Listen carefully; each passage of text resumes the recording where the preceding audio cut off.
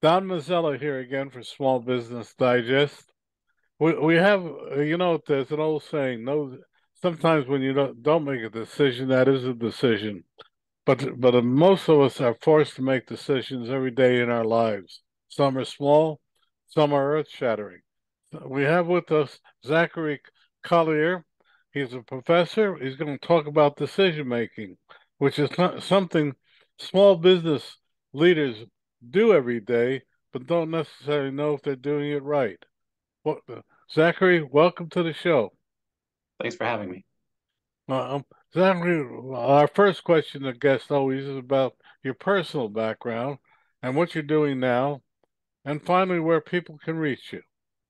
Yeah, sure. So I am currently an assistant professor at Radford University in Southwest Virginia.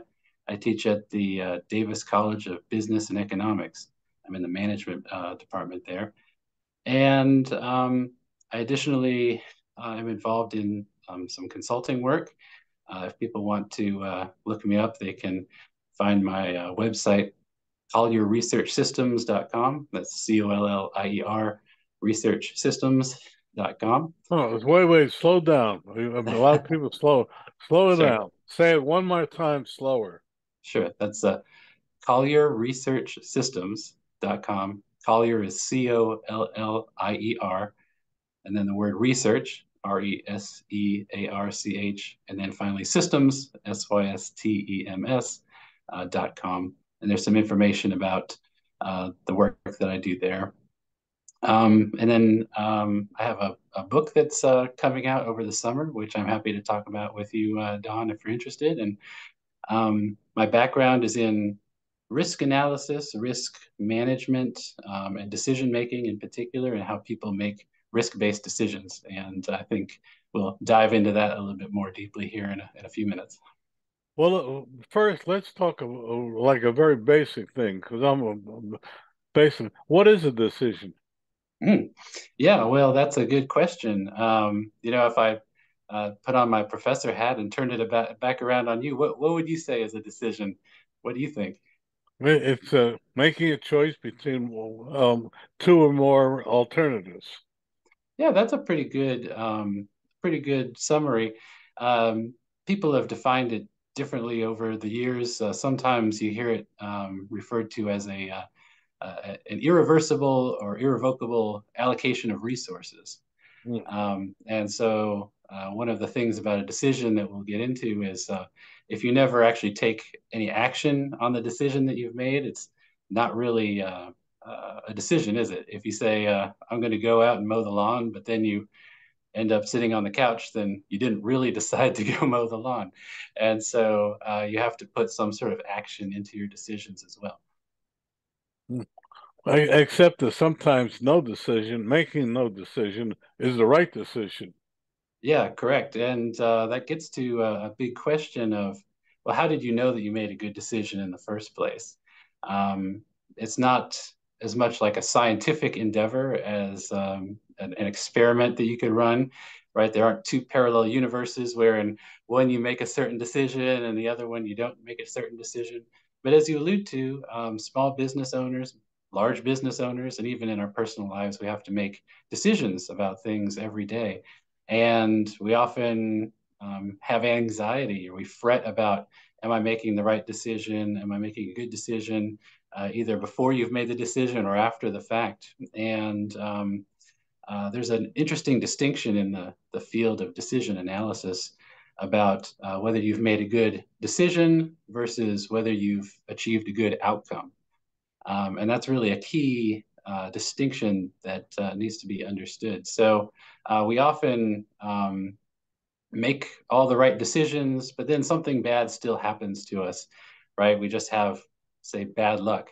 It's also possible that we made all the wrong decisions and then things end up okay and we have good luck. But most of the time, if we want to achieve an outcome that is preferred or profitable for us, the best thing to do is to try to make a good decision.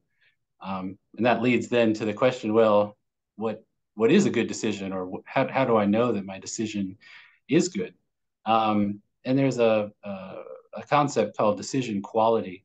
that was created several years ago by some decision analysis scholars.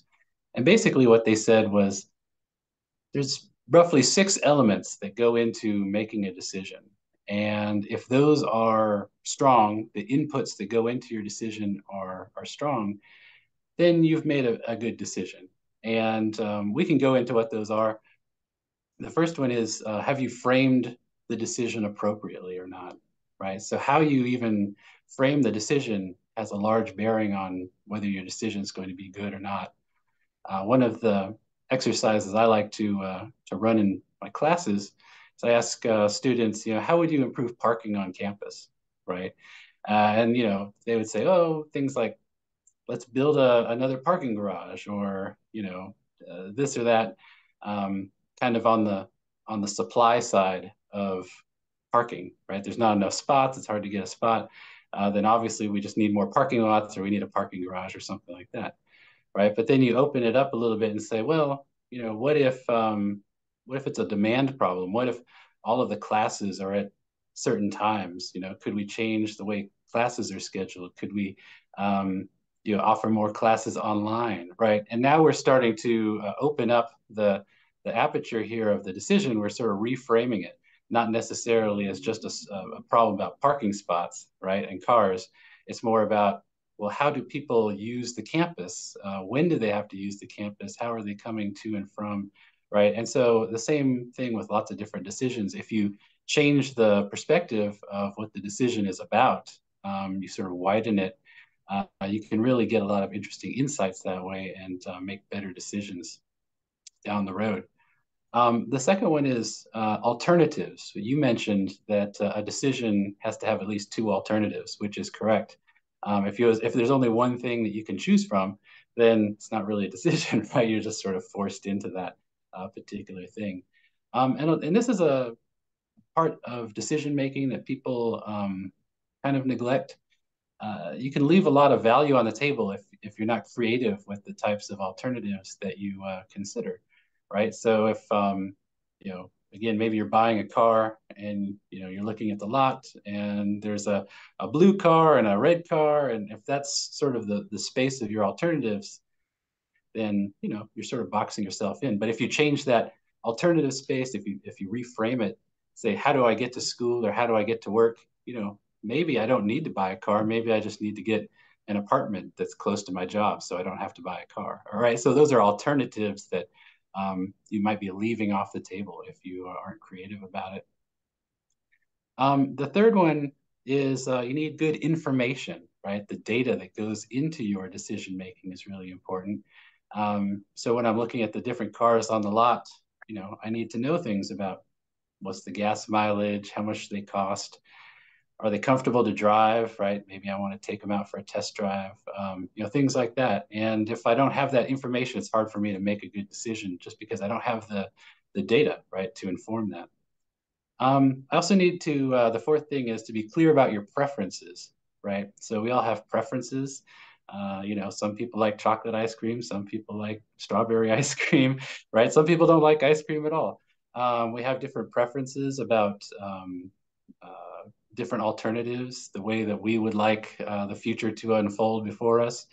When we're choosing jobs, for instance, that's a big decision that people often make in their lives is, should I take this job offer or this other job offer? And some people might find it very important to look at the compensation package. How much money am I going to make? What sort of benefits are there? Other people might find it really important, to work in a certain city, or there's these different preferences that we all have that factor into our decisions, and we have to be really clear with ourselves about what we want and what we don't want, so we're happy with the decision at the end of the day. The fifth thing is just we have to have logic, a correct sort of way to put all of the pieces together.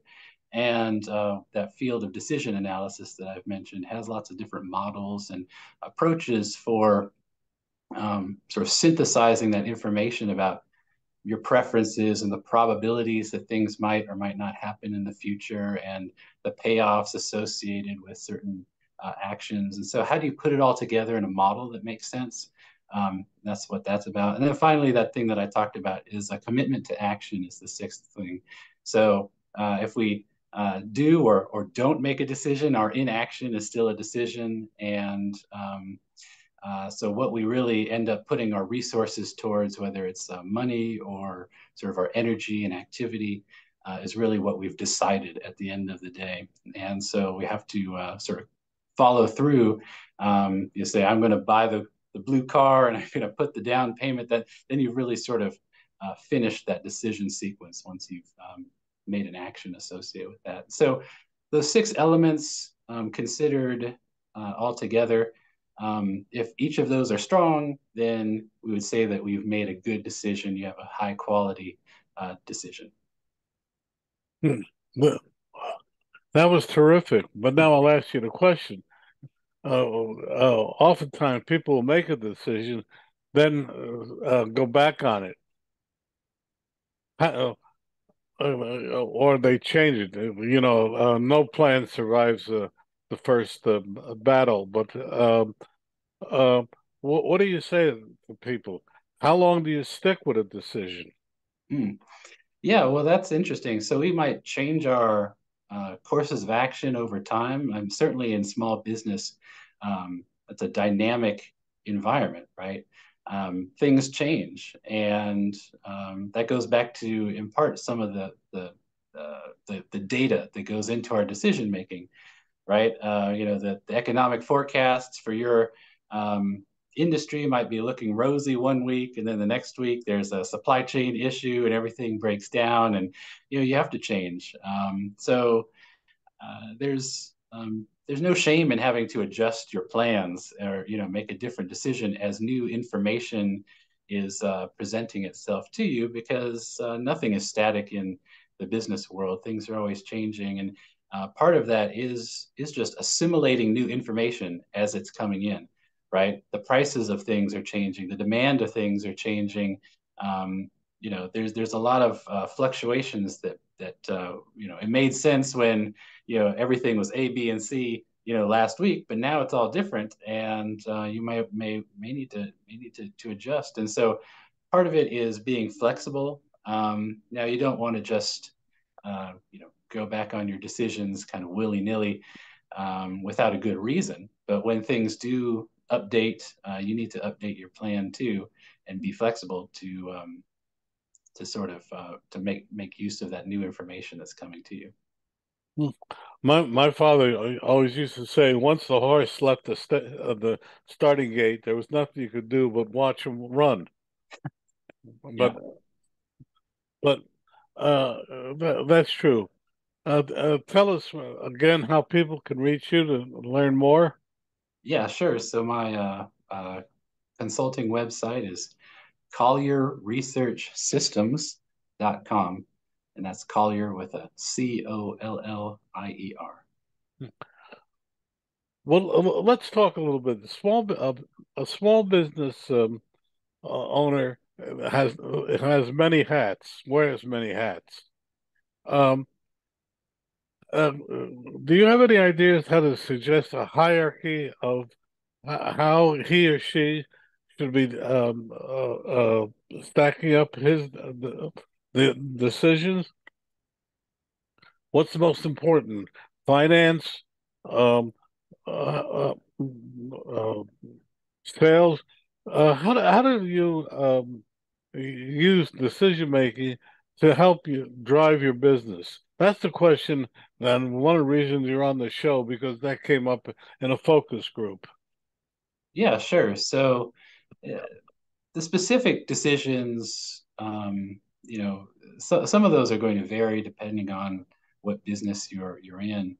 In general, when I'm in a business school, we teach strategy issues, and there's different kinds of levels of decision making or planning that an enterprise engages in. And so, at the very strategic, high level, right, mapping out sort of where we are to where we want to go. These are sort of the big macro decisions that then feed into sort of the more operational decisions and kind of the lower level tactical decisions, the sort of day to day types of issues. And so the high level decisions kind of drive the medium and low level decisions, and then that feedback that you're getting at the lower levels kind of feeds back up to the strategic level to make sure that everything is going on the right path. So it's kind of hard to say, it's about sales, or it's about finances, or it's about HR, or whatever. It's really about mapping out, I think, where your company is versus where you want to be in some time frame, right? That sort of big picture strategic intent of where you're trying to go, right? And then making sure that the things that you're doing in the different parts of your organization, your operations, your finances, your customer service, and all these things are aligned with that bigger picture strategy. And the sort of day-to-day boots on the ground types of activities are also aligned with those operational and strategic goals. So there is kind of a layered hierarchy to the decision making from that perspective. But how far down the chain do you permit decision making? For instance, in customer service, there's some companies that customer service can do nothing, and other companies where they can do a lot, Yeah, refund, etc. yeah. So that's an interesting question, and it depends. It's a cultural question in a lot of instances. There are some um, organizations that put a lot of decision making authority in the hands of the sort of frontline employees. An example from operations management, which is a class that I teach, is in the Toyota production system. The people working on the assembly line have the authority if they see um, a defect of part of the car that's coming across their assembly line, they can shut down the assembly line, right? They have a little cord that they can pull on, and they can shut everything down until the problem is fixed, right? That's really placing a lot of the authority in the hands of the individual employees, because they're the ones working on the particular part. They're the expert in their thing that they do, and they know best when there's a problem, and then probably how to solve the problem as well. At the higher level of the organization, to make that work, you need to build a culture that supports that sort of thing, that there's trust up and down in the organization, and that there's not going to be sort of punishments if if you're the guy that shuts down the assembly line, right? In fact, that they want to promote that, because the idea is that if you let a defect, go past you in your assembly line, and then ultimately that's going to go to a customer, and that's not what you want. So it's better to fix problems when you see them than have them, go to a customer. So yeah, there's ways that you can incentivize that sort of lower level decision making, as well as sort of the people at the top of the organization need to make those top level decisions too. So I think there's ways that everybody, regardless of where you are in a firm, can be involved in decision making processes. Another example that comes to mind is certain companies have suggestion boxes that they take very seriously. Not just, sometimes you see the cartoons of a suggestion box, and then there's like a trash can underneath it. But in fact, they take the suggestions from the employees, and expect that the employees are going to suggest ideas and alternatives and ways to improve the organization, and they take those very seriously, and figure out which ones need to be implemented, because again, it's the people lower level in the organization that are doing the work. They're the ones that most intimately know what's working and what's not. Well, but let me ask you this way. How do you forgive a wrong decision? Should Mm. you forgive a wrong decision, or I'll leave it up to you? Yeah, yeah, no. So we all make um, decisions that don't sort of pan out the way that we thought that they were going to.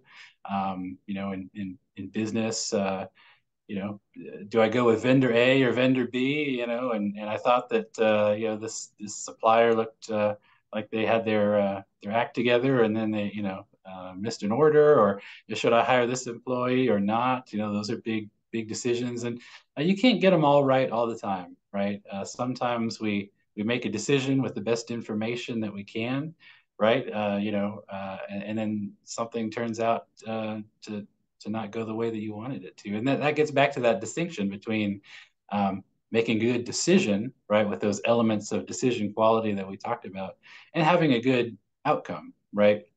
So, just take hiring decisions as an example.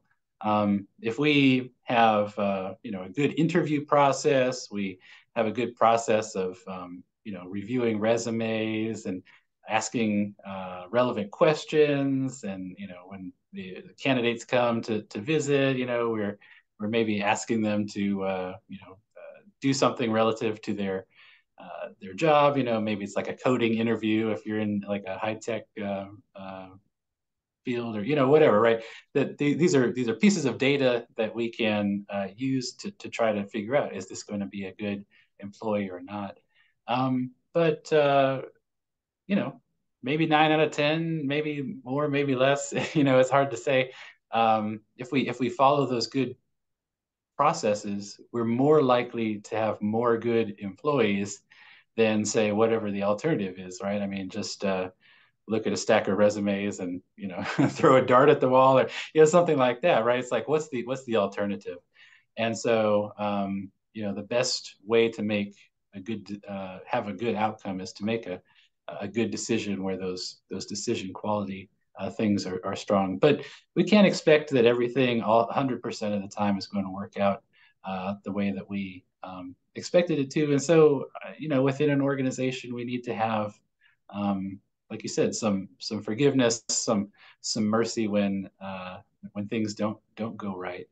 Um, if the employee showed that they were making the best decision that they could at the time, and the project fell flat, or the R&D project didn't pan out, well, then that's okay.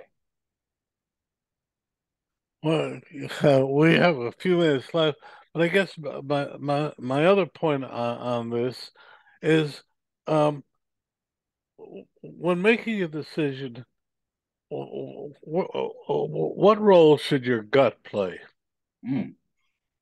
Yeah, it's an interesting question. So your gut can sometimes be a very valuable source of information.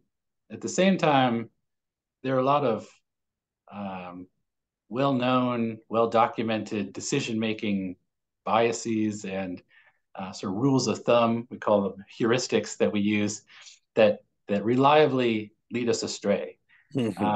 So when we're thinking about probabilities of things, for example, our brains just aren't good as humans at thinking about certain types of probabilistic information. There's some famous examples, um, and if I tell you, the price of this is $100, but I'm going to give it to you for 90, right? You automatically, think that you got a good deal, but in fact, I was just anchoring you at a higher price, right? So our brains do these sort of things, even though we can't um, control them, and they can lead us, to suboptimal decisions.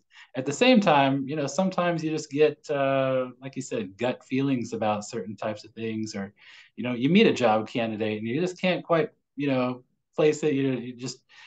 You feel like they're going to be a strong, candidate, even though maybe it doesn't show on their resume, and they turn out to be great, right? So sometimes there's something to be said for like experience and judgment, that is hard to quantify, but it can help in decision making. It sort of gets to the data aspect, right? There's some intangibles that you can sort of try to roll in if you can, but it's not just a cold irrational exercise. Sometimes there are feelings involved, and you have to kind of disentangle those if you can. You don't want to put Yeah. everything to the side, but you want to.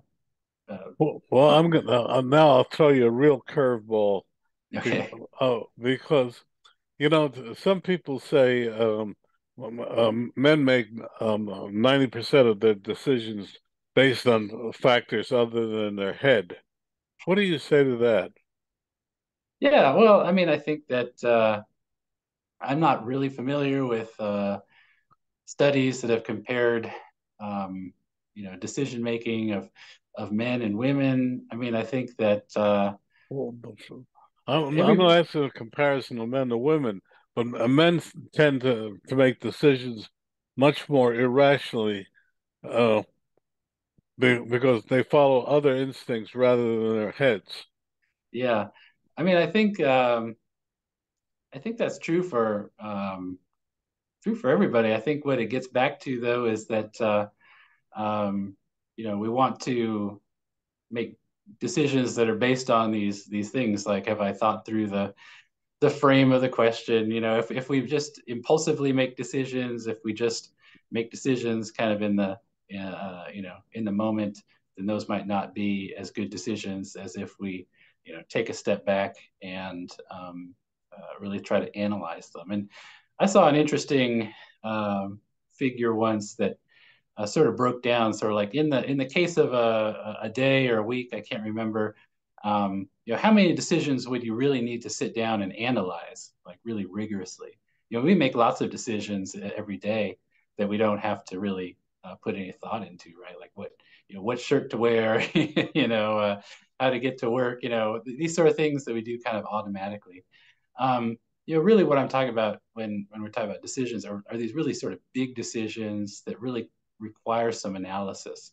What'll happen if Mm. I, um, you know, go with this vendor or that vendor? What'll happen if I hire this person or don't hire this person? Or, what'll happen if I take this job offer here versus this one over here?